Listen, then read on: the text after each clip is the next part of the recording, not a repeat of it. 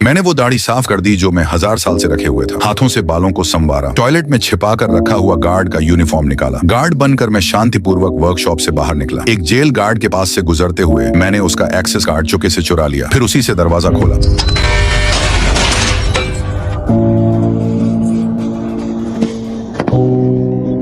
अच्छी बात यह थी कि नया गार्ड अभी सभी को नहीं जानता था और इसी तरह मैं जेल से बाहर निकल गया। फिर मैं एयरपोर्ट की ओर गया और एक पीली वर्क वेस्ट खरीदी। पास में एक लग्जरी कार रुकी। मैंने ड्राइवर को पार्किंग में हाथ हिलाया। उसने मुझे वैलेट समझकर चाबी सौंप दी और टिप भी दे दी। मैं कार लेकर चला गया। इधर एक बैंक वॉल्ट के बाहर फेडरल एजेंट बर्ग, वही आदमी जिसने मुझे गिरफ्तार किया था, मुसीबत में पड़ गया। कुछ चोरों ने वॉल्ट से सारा कैश चुराया था और जाते जाते लॉ का कॉम्बिनेशन बदल दिया था। एक प्रोफेशनल लॉकस्मिथ की मदद से उन्होंने नया कोड क्रैक किया, 3 2 4। लेकिन जैसे ही वो सेफ खोलने वाले थे, बर्ग को अचानक कुछ गलत लगा।